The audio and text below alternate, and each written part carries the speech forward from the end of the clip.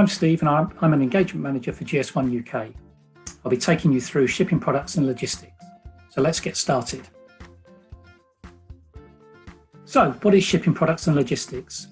Logistics is widely known as the process of coordinating and moving resources such as equipment, food or even people from one location to another.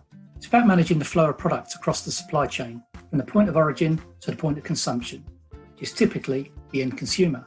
Very simply, if your company produces a widget, logistics refers to the management of how that widget gets from your manufacturing location to the customer who has bought the widget.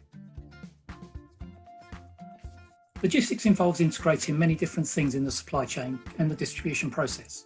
Examples of these are the production of a product, which would involve sourcing raw materials and working those through the production process. There's also packaging of the product and ensuring this is in a robust material, correct labelling, contains accurate data such as ingredients or allergens. Once in a warehouse for storage, the stock is monitored and rotated. It's important to manage new stock alongside stock that has been sold and to maintain visibility and accuracy of stock levels at all times. A major part of logistics is managing the information flow. Examples are responding to the customer orders, booking delivery times, and after a successful delivery, invoicing for the order. Lastly, logistics is largely about distribution while managing transport and deliveries as required. Logistics is important so your business can fulfill its strategic goals by providing quality products to customers and ensuring you make a profit. Managed well, it can put your business ahead of the competition by helping to build a reliable reputation for on-time and accurate delivery.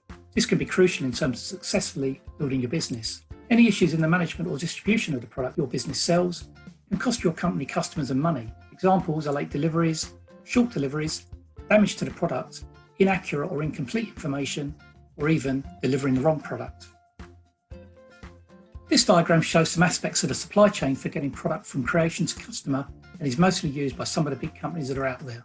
It represents a whole range of stages in the logistics process, from stock management to order fulfillment and finally that all-important delivery to the customer. This process also highlights international logistics and some of the elements involved, such as air or sea freight. However, the real world for SMEs may not look like this. For many, the warehouse may be a garden shed or a spare bedroom.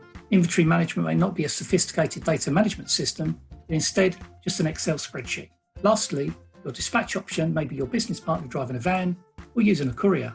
All of these represent elements of logistics, but ultimately it's about getting the product to the customer on time and in full. If you're supplying a retailer, whether using a third-party logistics provider, also known as a 3PL, or managing the logistics in-house, it's crucial to be clear what the retailers expect. Retailers have their own supplier guides with instructions for delivering products into their networks, so it's important to adhere to these.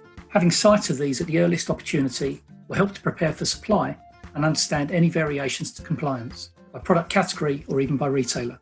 GS1 UK also have widely adopted standards, such as those used for barcoding and product identification that the industry have developed and used, so it's equally important to understand and adopt these as good practice. This applies to individual items, cases or pallets, and the team at GS1 can support you with that should you need it. It's important to decide early how much control you want and consider whether you really want to manage logistics in-house. As I mentioned earlier, for many small businesses, outsourcing many of the tasks to a third-party logistics company is a lot easier. Finding the right partner can help deliver the benefits, plus leave you to concentrate on building the business.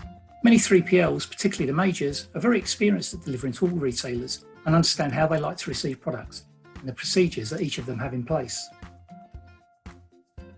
There is also a cost to getting logistics wrong, and if you don't get the foundations in place, you will run into issues later as the business grows. Whether you choose to use a 3PL or manage logistics in-house, it's crucial to understand the cost of not getting the basics right. Things like incorrect product and pallet labelling, missed delivery slots, and unscannable barcodes all come with potential penalties that can be avoided. Also, reworking damaged products or having to redeliver because of arriving late will eat into the profits you would hope to achieve. So just to emphasise, it's important to understand what customers expect from their suppliers and aim to adhere to these.